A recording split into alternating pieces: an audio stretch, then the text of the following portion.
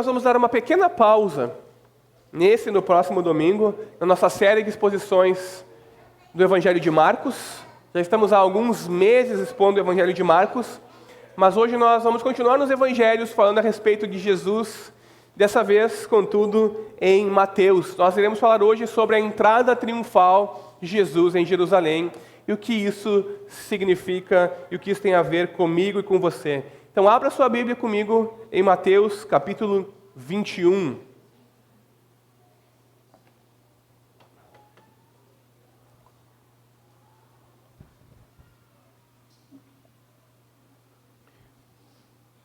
Enquanto você procura, eu disse que nós vamos conversar sobre a entrada triunfal de Jesus em Jerusalém.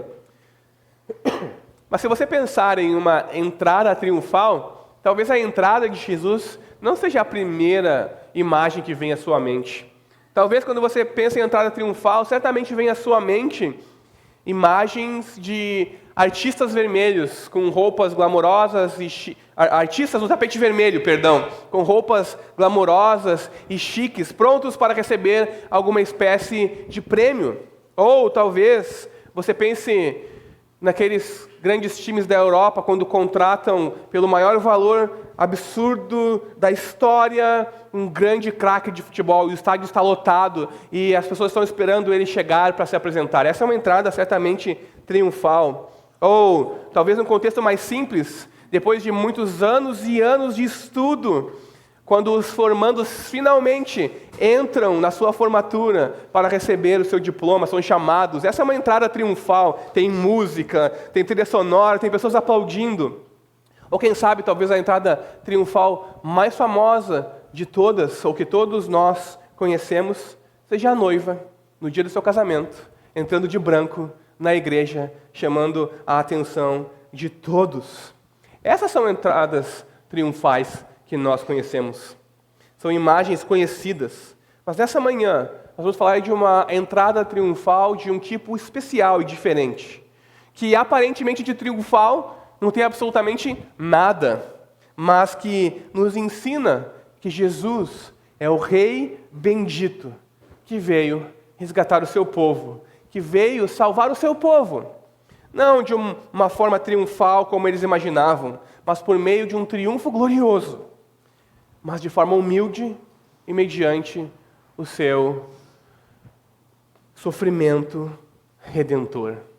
Sobre isso que nós vamos falar nessa manhã, sobre a entrada triunfal de Jesus em Jerusalém. E para isso nós leremos Mateus, capítulo 21, versículos 1 a 11. E diz assim a palavra do Senhor. Quando se aproximaram de Jerusalém e chegaram a Betfagé, ao Monte das Oliveiras, Jesus enviou 2 discípulos, dizendo-lhes: vão até a aldeia que está diante de vocês, e logo encontrarão presa uma jumenta, e com ela um jumentinho. Desprendam e tragam para mim. E se alguém disser alguma coisa, respondam: o Senhor precisa deles. E logo ele deixará que vocês tragam os animais. Ora, isto aconteceu para se cumprir o que foi dito por intermédio do profeta. Digam à filha de Sião: eis que o seu rei vem até você, humilde, montado em jumenta e num jumentinho, cria de animal de carga. Indo os discípulos, e tendo feito como Jesus lhes havia ordenado, trouxeram a jumenta e o jumentinho. Então puseram em cima deles as suas capas, e sobre elas Jesus montou. E a maior parte da multidão estendeu as suas capas no caminho, e outros cortavam ramos de árvores, espalhando-os pelo caminho. E as multidões, tanto as que iam adiante dele, como as que o seguiam, clamavam: Hosana ao filho de Davi, bendito o que vem em nome do Senhor, Hosana nas maiores alturas. E quando Jesus entrou em Jerusalém, toda a cidade se alvoroçou e perguntavam: quem é este? E as multidões respondiam: este é o profeta, Jesus, de Nazaré da Galileia. Até aí, meus irmãos, a leitura da palavra de Deus. Que o Senhor Deus abençoe a pregação da sua palavra. Amém? O domingo de Ramos, hoje, é o início daquilo que nós costumeiramente chamamos de Semana Santa. A Semana Santa ela teve início em um domingo, há aproximadamente 2000 anos atrás, quando o homem mais importante da história da humanidade entrou na cidade mais importante do mundo, em Jerusalém. A Semana Santa é a última semana de vida de Jesus aqui na terra, antes da sua ressurreição. Depois da sua morte e ressurreição, Jesus fica aproximadamente 40 dias ensinando os seus discípulos até a sua assunção aos céus. Mas antes da sua ressurreição, vivendo como um de nós, antes do seu sacrifício a Deus, essa semana culmina com aquilo que nós chamamos de a última semana da vida de Jesus. E ela termina com a morte, sepultamento e ressurreição de Jesus em nosso favor. Mateus, ele tem preparado os seus leitores para a entrada de Jesus em Jerusalém desde o capítulo 16, quando ele diz essas palavras. Desde esse tempo, Jesus começou a mostrar aos seus discípulos que era necessário que ele fosse para Jerusalém, sofresse muitas coisas às mãos dos anciãos, dos principais sacerdotes e dos escribas, fosse morto e no terceiro dia ressuscitasse. Mateus está preparando as pessoas que estão lendo o seu evangelho para a entrada de Jesus em Jerusalém e para aquilo que irá acontecer naquela Semana Santa. E agora, no capítulo 21, chega o momento então dessas palavras começarem a ser cumpridas na vida de Jesus. Nessa passagem, o que nós vemos e a verdade fundamental para a qual eu quero chamar a nossa atenção nessa manhã é que Jesus ele entra em Jerusalém como o seu verdadeiro rei para resgatar o seu povo da escravidão do pecado, por meio de um triunfo inesperado, a sua morte e ressurreição. Jesus ele entra em Jerusalém como seu rei verdadeiro, seu rei glorioso, para resgatar o seu povo da escravidão do pecado, por meio de um triunfo inesperado, mas glorioso, a sua morte e ressurreição em favor do seu povo. Para compreender essa verdade, nós vamos ver a partir dessa passagem que Jesus é o Messias prometido, que cumpre as promessas do Antigo Testamento e que a sua entrada triunfal, um tanto quanto inesperada, mas mesmo assim triunfal, que tem como objetivo fazer com que, ao fim daquela semana, ele morra na cruz pelos nossos pecados, é uma dessas promessas cumpridas que foram profetizadas pelos profetas. E por fim, vamos conversar um pouco a respeito do que isso tem a ver comigo e com você. Então, primeiro ponto, Jesus é o Messias prometido que cumpre as profecias do Antigo Testamento. Jesus, na passagem que nós lemos, ele estava indo para Jerusalém. Ele começou a sua ida a Jerusalém há algum tempo atrás. A sua jornada não era de um dia ou outro, mas era uma longa jornada, porque ele saiu da Galileia em direção a Jerusalém. E era a época de Páscoa em Jerusalém. E na Páscoa judaica, os judeus eles celebram o êxodo do Egito. Eles celebram a sua libertação da escravidão e da opressão inimigas pelo poder e pela mão de Deus fazendo maravilhas na época do êxodo. Assim, a Páscoa, para os judeus, era um tempo de celebrar a liberdade, o poder de Deus e a sua eleição como povo escolhido. Era um tempo de renovar a esperança da libertação, de olhar com expectativa para o futuro, e esperar a ação de Deus mais uma vez na história, de vir e libertar mais uma vez o seu povo. Então, na passagem que nós lemos, Jesus e os seus discípulos, eles estão às portas, digamos assim, de Jerusalém. Eles se encontram na reta final da sua longa jornada desde a Galileia até Jerusalém para a celebração da festa da Páscoa. E eles se encontram, nós somos informados, no Monte das Oliveiras, Do Monte das Oliveiras, Jesus e seus discípulos conseguiriam ver os peregrinos entrando na cidade santa, conseguiriam ver os muros da cidade, o templo, conseguiriam ver a movimentação, porque o Monte das Oliveiras fica num nível mais alto do que a cidade e está em distância de aproximadamente apenas 1,5 quilômetro. Então eles estavam no fim da sua jornada. O que Jesus faz? Em vez de bater as botas, digamos assim, e adentrar na cidade, ele manda os seus discípulos irem até uma aldeia próxima e trazer um jumentinho, para que ele montasse sobre ele durante a sua reta final da sua peregrinação até a cidade santa. Percebam, do Monte das Oliveiras até Jerusalém era apenas 1,5 quilômetro.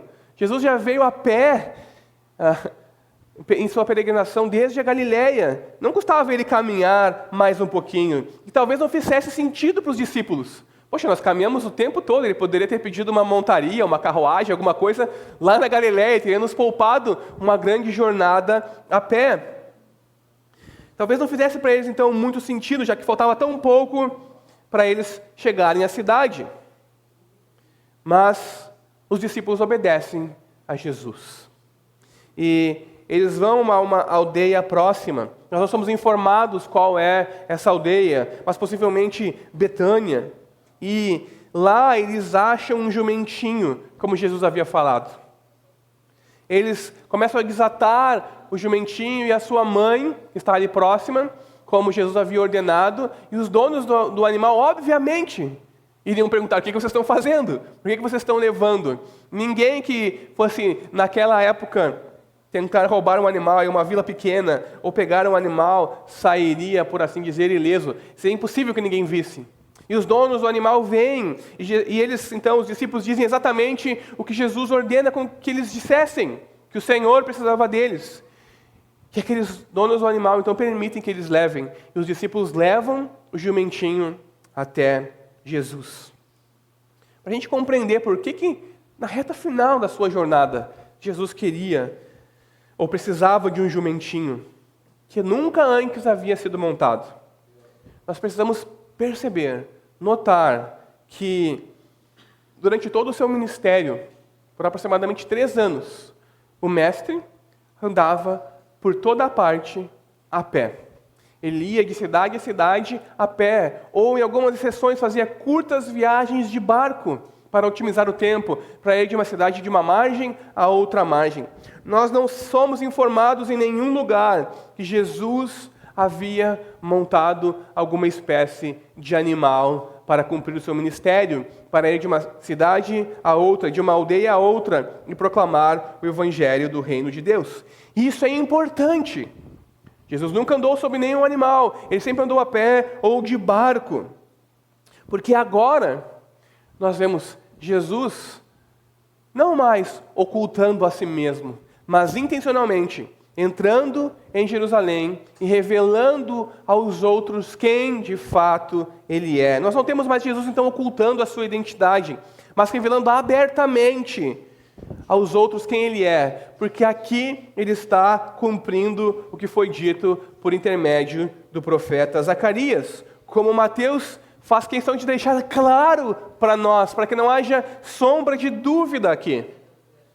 Jesus, ele manda buscar o jumentinho, a fim de mostrar por sua ação simbólica que ele não era o Messias que todos estavam esperando, um potencial guerreiro, derrubador do Império Romano, e que as multidões teriam amado ver e celebrariam. Finalmente o rei vai nos libertar, vamos estar em paz novamente, não mais oprimidos e dominados. Lembre-se, a Páscoa era tempo de celebrar a liberdade, e os judeus olhavam para o passado com esperança de que Deus fizesse novamente um grande milagre e os libertasse. Mas Jesus não era um rei guerreiro, não, ele era o príncipe da paz. As multidões, elas estavam se envolvendo em uma espécie de entusiasmo imprudente, digamos assim, pensando que o Messias seria um rei político, um libertador, e que libertaria eles do seu cativeiro. Mas Jesus vai a Jerusalém, não como um líder militar, não como um líder de uma revolta contra Roma, mas como o rei da paz. É ele que anunciará paz às nações. É ele aquele que trará paz com Deus para os homens. É ele que, mediante o seu sangue vertido em uma semana, abrirá um novo e vivo caminho para Deus. Um caminho de paz, um caminho de comunhão com Deus. E é por isso que Mateus aponta para a profecia de Zacarias. Porque o Messias é um rei humilde, é um salvador humilde, não um guerreiro. E o ponto mais importante da profecia de Zacarias que Mateus cita é que ele é manso e humilde. O Messias, o Salvador, o prometido, seria manso e humilde. Jesus é um rei que pode dizer o seguinte: venham a mim, todos vocês que estão cansados e sobrecarregados, e eu os aliviarei. Tomem sobre vocês o meu jugo e aprendam de mim, porque sou manso e humilde de coração. E vocês acharão descanso para a sua alma, porque o meu jugo é suave e o meu fardo é leve. Jesus é manso e humilde. E quando o profeta Zacarias diz que o Messias vem, então, montado num jumentinho, não num animal de guerra, um cavalo com armadura, não numa carruagem com pessoas atrás, numa procissão de guerra, mas um jumentinho. Ele está contrastando com os instrumentos de guerra. Por exemplo, no versículo 9 do capítulo 9, Zacarias fala sobre o rei vindo a Jerusalém, a cidade santa, montado num jumentinho, num animal que nunca havia sido montado, que ele é humilde, que ele é manso. Ele contrasta no versículo 10 com o quê? Com instrumentos de guerra, com os carros de guerra, onde os reis montavam, com os cavalos, ou com os arcos de guerra que eram curvados em homenagem ao rei que estava passando. O fato que Mateus quer que compreendamos, e que as multidões não perceberam, é que o Messias é um homem de paz. E isso é que é diferente nele. Na antiguidade, meus irmãos, um rei normalmente não entraria na sua capital montado em um jumentinho, porque um jumentinho era um animal de carga, um animal para levar peso, seja alguma espécie de bem, de alimento ou roupas, mas não pessoas. Ele era usado sim para transporte de pessoas, mas pessoas humildes, pessoas simples. Um rei, ele jamais entraria na sua cidade montado em um jumentinho. Ele entraria orgulhosamente montado em um cavalo de guerra, após ser vitorioso. Ou talvez ele marcharia à frente das suas tropas, em uma carruagem real, com as suas tropas atrás, com os prisioneiros no final, demonstrando o seu poder, a sua glória e a sua autoridade. E o fato então de Jesus ter entrado na cidade santa, na cidade do grande rei, da maneira que ele o faz, montado em um jumentinho, é uma afirmação significativa do caráter e propósito do Messias, Jesus. Os peregrinos, eles estavam indo para Jerusalém para a festa da Páscoa. Sim, eles até poderiam gritar quando a multidão se alvoroçou, e eles gritaram: Hosana nas maiores alturas, bendito o rei que vem, bendito o filho de Davi. Porque eles esperavam um rei como Davi, um rei guerreiro, um rei vitorioso, que derrotaria, então, e expulsaria os romanos da sua terra. Só que Jesus estava indo à sua cidade como o príncipe da paz. Não para verter sangue de outros, mas o seu próprio sangue. Jesus é sim o Messias, ele aceita a saudação de filho de Davi, porque ele é o filho de Davi. Mas ele não interpretava a realeza messiânica como a maioria dos seus contemporâneos. Ele não havia em termos de exércitos, batalhas e conquistas. Lembre-se, ele já repreendeu os discípulos pouco tempo antes, que queriam que Deus enviasse as hostes celestiais e destruísse uma cidade que tinha sido imprudente com ele, com os discípulos. Jesus via o seu reino, Jesus via o seu messiado em termos de paz, amor e compaixão em relação ao próximo. E por isso que cavalgar em um jumentinho era importante, para demonstrar a sua humildade e mansidão de coração, para demonstrar o seu propósito. E ao então realizar a profecia de Zacarias, Jesus sabia o que ele estava fazendo, e por meio da sua ação, ele proclama ousadamente a todos que tinham olhos para ver que ele de fato era o Messias, mas um Messias de um tipo muito diferente do que eles estavam esperando, do que as multidões haviam imaginado. Assim então, ao entrar em Jerusalém, montado em um jumentinho, em cumprimento à profecia de Zacarias, Jesus está fazendo uma declaração pública e aberta, não mais velada e oculta agora, de que ele é o Messias prometido, e de que ele está indo para a cidade santa, morrer, porque aqueles que se encontram sem esperança no mundo, aprisionados por causa do pecado, não podem salvar a si mesmos. É por isso que Jesus precisa morrer. É por isso que Jesus precisa ir a Jerusalém, para verter não o sangue de outros, para conquistar a cidade, mas o seu próprio sangue. Porque aqueles que estão aprisionados pelo pecado não podem salvar a si mesmos. Eles precisam de um Salvador, de alguém puro, de alguém sem pecado, de alguém perfeito, de alguém que faça a ponte entre eles e um Deus santo e justo. E é isso que Jesus está indo fazer em Jerusalém. O relato de Jesus entrando em Jerusalém é, erroneamente, poderíamos dizer assim, chamado de entrada triunfal. Sim, é certo que as multidões que estavam indo com ele da Galileia, estão atrás dele então, começam a gritar Hosana. É certo que aqueles que estavam já diante dele também gritam Hosana, cortam ramos de palmeira e colocam no caminho para que ele passasse, ou colocam as suas vestes e o reconhecem como rei, como o Messias. Jesus parece estar assim no auge da sua popularidade. Parece que ele está sendo finalmente reconhecido como o Messias. Mas essa mesma multidão que está clamando agora não vai mostrar nenhum tipo de apreço pelo sofrimento e morte aos quais ele deve em breve se submeter.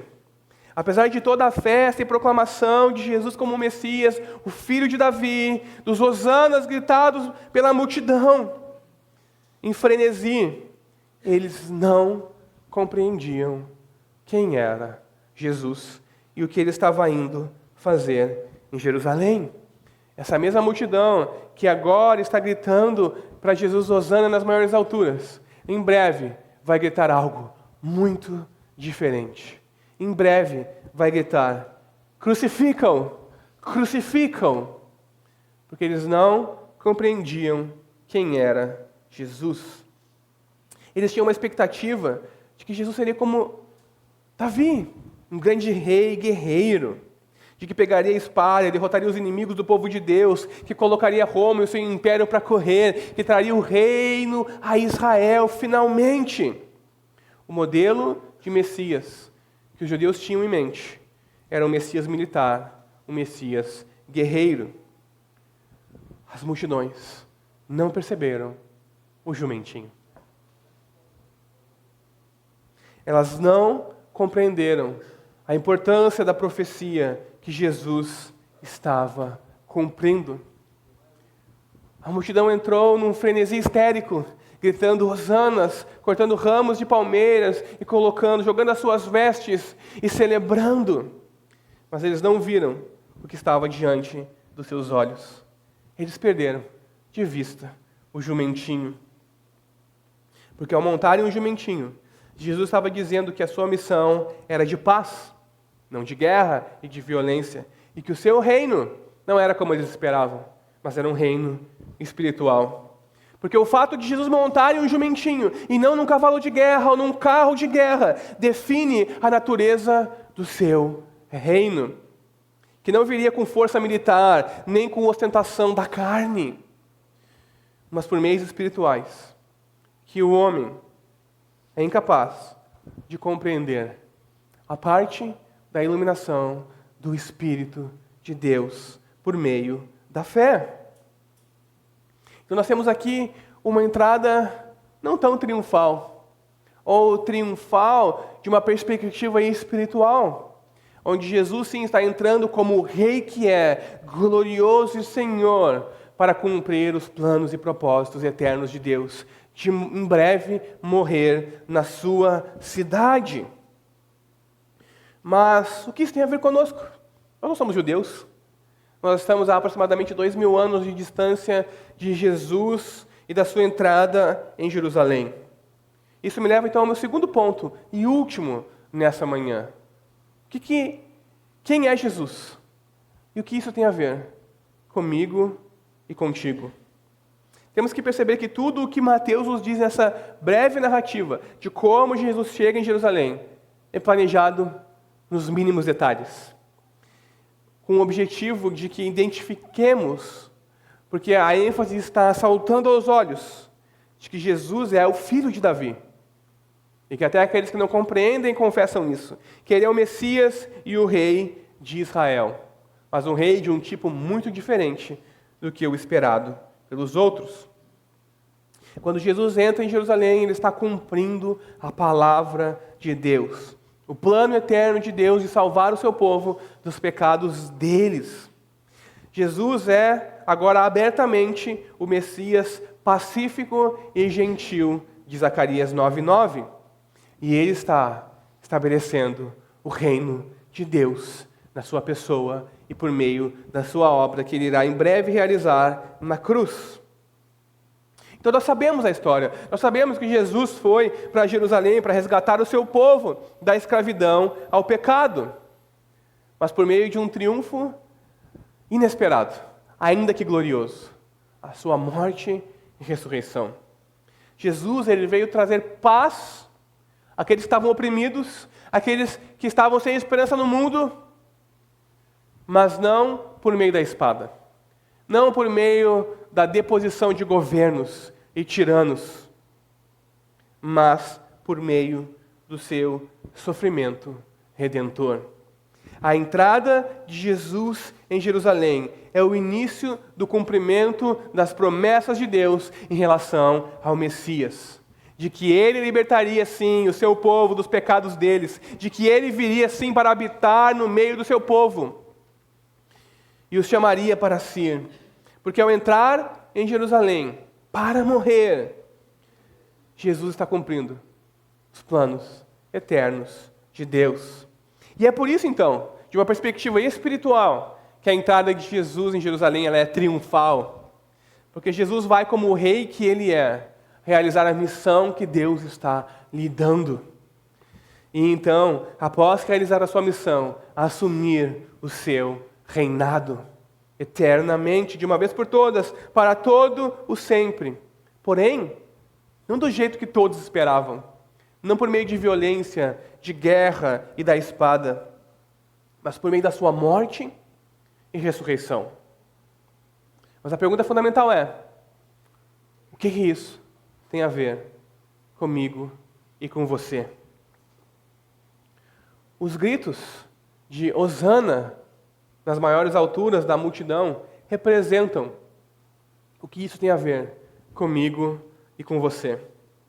Hosana é uma palavra hebraica que mistura louvor a Deus, um louvor exuberante, Hosana nas maiores alturas, de celebração, de adoração, mas carrega junto um significado de uma oração por libertação, um clamor de que Deus salve o seu povo.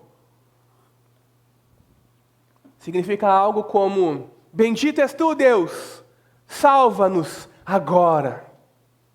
É um clamor de reconhecimento da santidade, beleza, majestade de Deus, mas um clamor por salvação também. Jesus ele veio lidar com a verdadeira necessidade da humanidade, que não é estar livre de Roma para os judeus no tempo de Jesus, ou livre de um governo opressor, que não é ter paz e prosperidade como tanto desejamos em nossos dias, que não é nos tornar a nossa melhor versão de nós mesmos para que desfrutemos daquilo que temos potencial.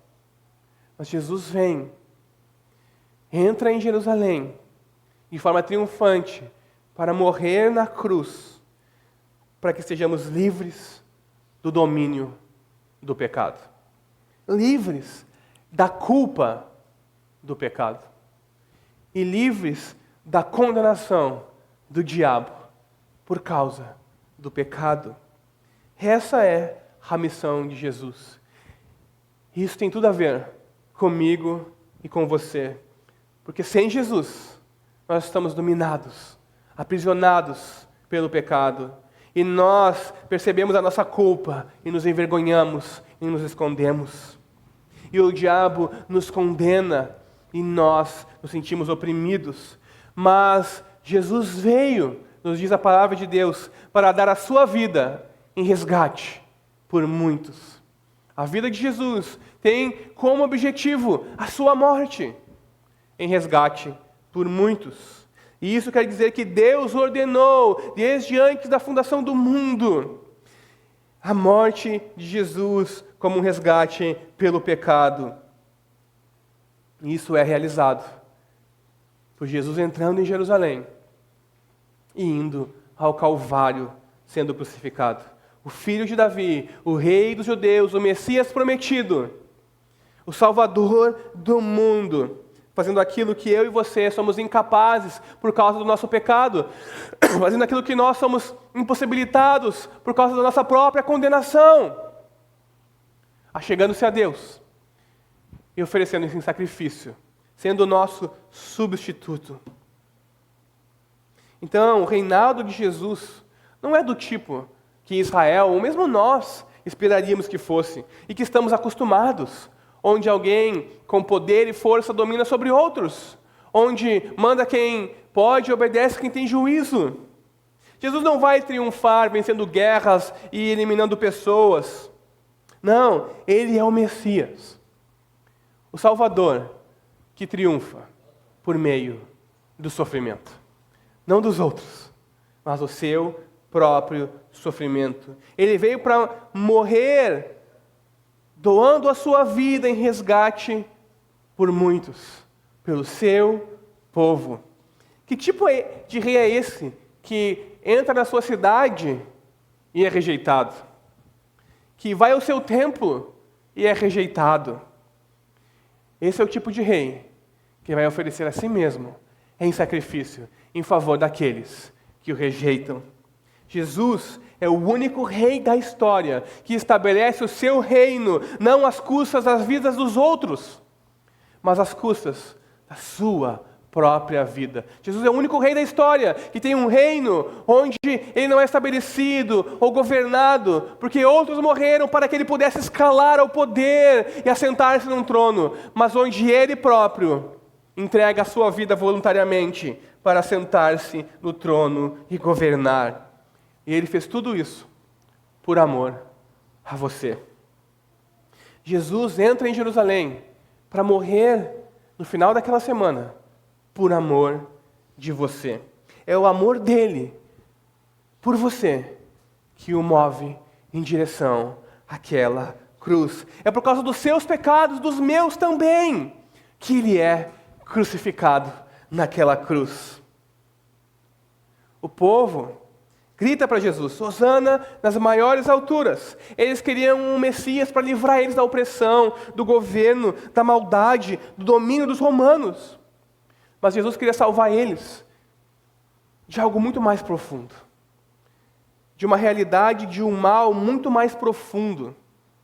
Não apenas do mal superficial, de um governo tirano, de uma ocupação injusta e da injustiça que eles experimentavam. Jesus queria salvar o seu povo de um mal mais profundo, o mal que estava enraizado no próprio coração deles. Ele queria libertar eles de uma escravidão mais severa do que a escravidão a Roma. Ele queria libertar eles da escravidão do pecado.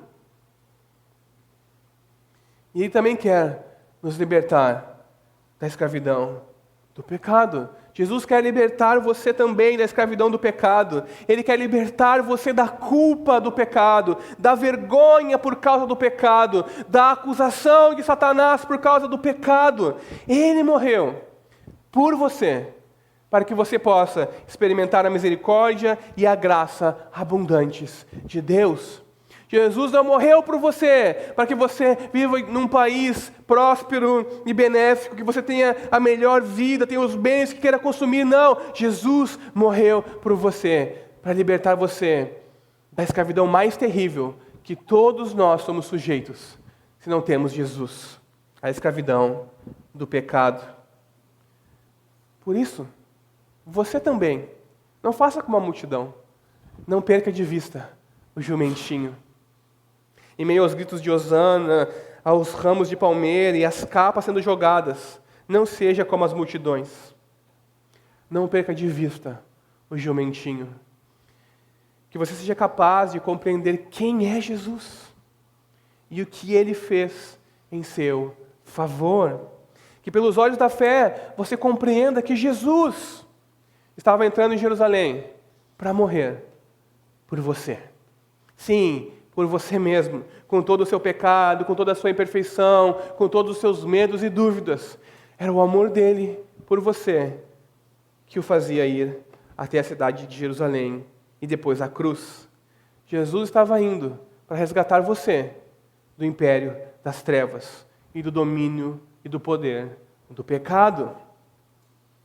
E a pergunta então é: como nós vamos responder à entrada de Jesus em Jerusalém? Como a multidão que estava alvoroçada assim, mas sem discernimento? Ou nós vamos olhar para o jumentinho e, cheios de fé e esperança, vamos ver em Jesus o Messias manso e humilde que Ele é, que foi a Jerusalém para morrer em meu e em teu lugar, em nosso favor? De que lado nós vamos ficar? Nós vamos abandonar Jesus ao primeiro sinal de problemas, como a multidão que em breve vai gritar crucificam? Ou nós seremos como aquele ladrão na cruz, que sabia quem ele era, que reconhecia os seus pecados, que sabia a sua incapacidade de lidar com a situação que ele mesmo tinha sido colocado, mas que clama por misericórdia, porque reconhece a condição e sabe da sua incapacidade para salvar a si mesmo. Nós vamos compreender que quando Jesus entra montado em um jumentinho em Jerusalém, Ele está fazendo isso por mim e por você, que por meio da sua entrada, nada triunfal, aparentemente falando, mas gloriosa, por causa da sua morte e ressurreição, que em breve não acontecer. Ou nós ficaremos apenas alvoroçados? Vamos ouvir mais uma mensagem. Vamos ouvir mais uma vez. Vamos sair por aquela porta e vamos nos esquecer de quem Ele é. Com a multidão, nós vamos ficar constantemente perguntando: quem é este? Quem é este? O que Ele fez? Ou nós vamos conhecê-lo e experimentar a sua graça e misericórdia e termos fé nele. Que você possa, nisso que nós chamamos de Semana Santa, que começa hoje, diminuir o ritmo frenético da sua vida por um tempo. E meditar, a partir de hoje, na entrada de Jesus em Jerusalém. Depois, em Jesus no Getsemane. Profundamente triste até a morte, a ponto de a sua agonia ser tamanha que o seu suor se tornou como que gotas de sangue. Que você possa meditar na sua prisão e julgamento injustos. Que você possa meditar no seu caminho até o monte da crucificação. Que você possa meditar em Jesus sendo pregado na cruz por você. Na sua morte terrível. E depois, no seu sepultamento. Que você pense e reflita vagarosamente sobre essas coisas nessa Semana Santa. Porque Jesus suportou tudo isso por amor de você. Ele morreu por você, para que você não viva mais como escravo do pecado, aprisionado, escravo do vício, da solidão, da ansiedade, do medo, da incerteza do amanhã ou do medo da morte. Ele morreu por você, para que você possa experimentar novidade de vida no poder de Deus, no poder do Espírito de Deus. Isso é assim, porque o mesmo Jesus que adentrou em Jerusalém, montado em um jumentinho, e que é morto no monte da crucificação, no monte chamado Calvário, e é sepultado,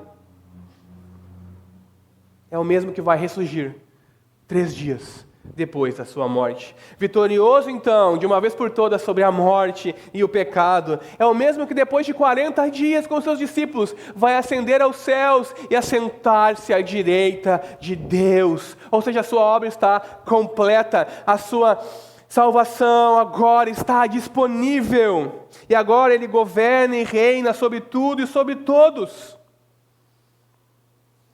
É o mesmo que voltará em breve para resgatar o seu povo e julgar com poder e glória tudo e todos, vivos e mortos. E Ele julgará todos os que o rejeitarem e salvará todos os que o receberem como o Rei que Ele é. Porque como o Rei bondoso, misericordioso, manso e humilde que Ele é, Ele nos chama ao arrependimento e à fé, a confiarmos nele somente e totalmente, para que sejamos livres da ira de Deus. O que você precisa é arrepender-se do seu modo de vida pecaminoso, que desagrada a Deus, um modo de vida rebelde, contrário a Deus e a sua santa palavra, e confiar nele somente, em Jesus, para receber de graça, por meio da fé somente, todas as maravilhosas promessas do Evangelho. Ele diz a você, que carrega o peso do pecado. Ele diz a você, que carrega a rebeldia do pecado nessa manhã: venha a mim. Venha a mim, todos vocês que estão cansados, sobrecarregados, e eu os aliviarei. Tomem sobre vocês o meu jugo e aprendam de mim, porque sou manso e humilde de coração. E vocês acharão descanso para a sua alma, porque o meu jugo é suave e o meu fardo é leve. Jesus morreu para que você experimente uma nova vida nele. Foi por isso que ele foi para Jerusalém e entrou na cidade do grande rei, na sua cidade, montado em um jumentinho, porque ele é manso e humilde, e ele convida você a experimentar do seu amor e da sua misericórdia. Por amor a você é que Jesus estava entrando na cidade. Amém? Vamos orar.